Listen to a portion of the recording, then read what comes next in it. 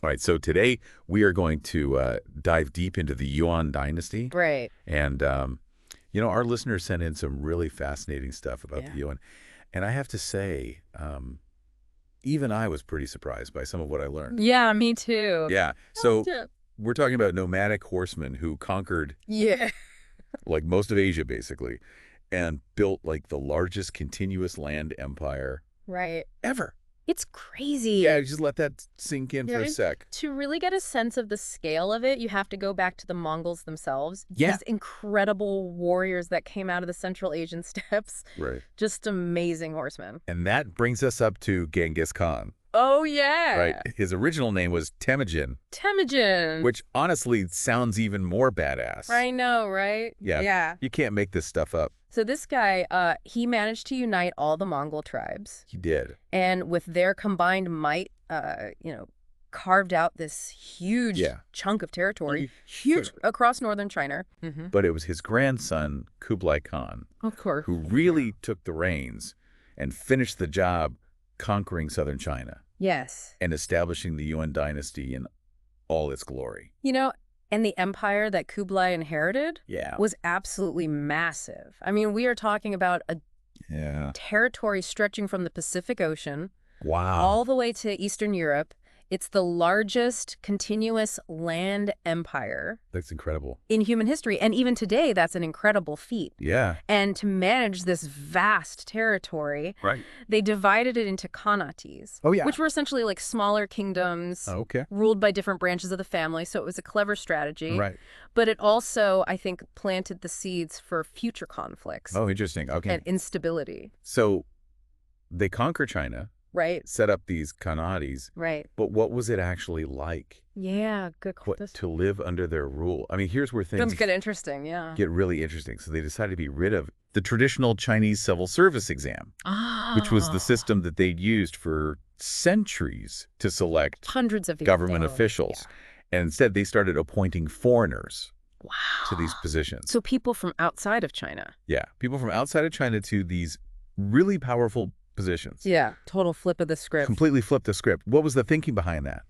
Well, imagine you're a nomadic warrior who just conquered a vast empire with the deeply entrenched bureaucracy. Yeah. You might be a little wary of relying on the existing power structure. That makes sense. Right. So appointing trusted outsiders was a way for the Mongols to consolidate their control and ensure loyalty. Makes sense. And, it also reflects, I think, a certain pragmatism. They weren't afraid to break with tradition if it served their interests. Of course. But this did not sit well with everyone in China. I can imagine there had to be some serious tension there. Yeah. So how did that actually play out? Like, were these foreign officials effective? Or did it totally backfire? It's a mixed bag. Okay. I think there were definitely cases of corruption and incompetence. Sure. But also some really interesting examples of successful governance. Interesting. Marco Polo, for instance, served under Kublai Khan. Oh, right. Yeah. And left behind really vivid accounts of I've heard of that. The dynasty's wealth and sophistication. Oh, wow. So, the takeaway, I think, is that Mongol rule was this period of dramatic change and cultural mixing with both positive and negative consequences. Makes sense. Okay. Now, let's talk about the Mongols' religious beliefs. Okay. We touched on this a little bit earlier, but they practiced Tengriism, which I'll admit I had to look that one up. Yeah. It's basically a form of shamanism That's right. that revolves around worship of the sky god. Tengri. Yeah. But what surprised me was that they were pretty tolerant of other religions. They were, yeah. Right. And that's actually a crucial point. Right. Because compared to other empires at the time, the Mongols were remarkably open-minded when it came to religion. So they allowed Buddhists, Muslims, Christians, and even Taoists to practice their faiths relatively freely. Right. And this tolerance was likely a pragmatic decision. I mean, it kept the peace. Sure. And it prevented unrest, but it also created this really fascinating environment of cultural exchange. That's so interesting. You know what else is fascinating? What's that? The Yuan dynasty's influence on global trade. Oh, yeah. I mean, they really pushed for increased commerce along the Silk Road, offered protection to travelers and merchants, And it really led to this surge in trade between Europe and Asia.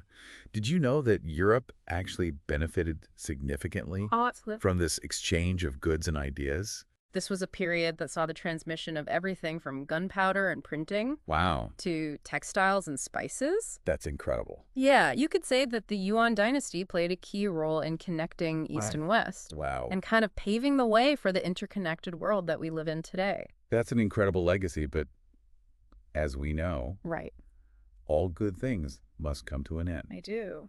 So what ultimately led to the downfall of this mighty empire? Well, it seems almost ironic, right? Yeah. That their sheer size, their strength might have been their undoing. Yeah. You know, managing such a vast and diverse territory proved to be a really immense challenge. Yeah.